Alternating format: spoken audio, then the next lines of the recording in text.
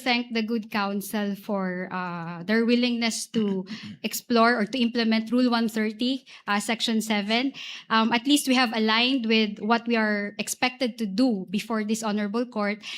In fact, Your Honor, earlier this morning, I was asked by one of her partners about the comparison. And I actually told her partner, Attorney Lazaro, Attorney, we don't even need to compare the exhibits in order to expedite the proceedings. Because first of all, that's the authenticity of the exhibits is something is something that the court will have to decide. And the court will only decide on that after the prosecution has already submitted their offer of evidence, and that will be subject to our comment. And there's no need for us to actually compare the exhibits just so we can arrive at a stipulation that this and that are the same. And also, Your Honor, with regard to the identification of the witness of the exhibits, that goes into the witness competence. No, we did not stipulate here in open court that the witness is competent to identify the exhibits, Your Honor, kasi hindi naman ho namin kilala ho yung taga-COA. Pangalawa, we don't know the extent of her examination of the documents.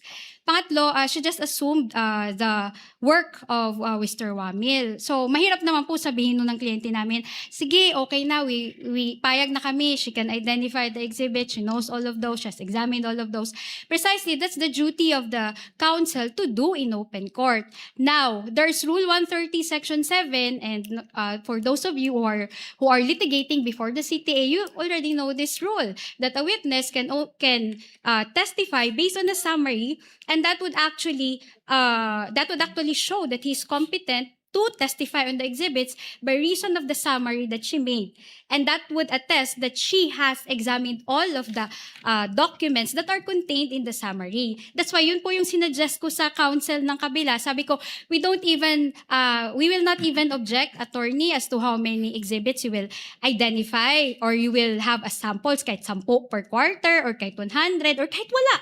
Diba? If you check Rule 130, Section 7, hindi naman ho ni-require na isa-isahin ho yun. At hindi ho nire-require, Your Honor, na kailangan ho namin mag-stipulate on the exhibits, on the authenticity, so that they can use Rule 130, Section 7. And if properly done po, Your Honor, I think they can identify or they can finish all 1 quarter in less than 10 minutes.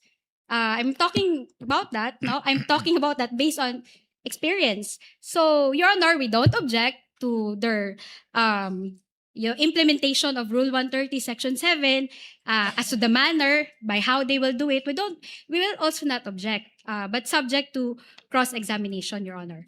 Thank you. The manifestation of Attorney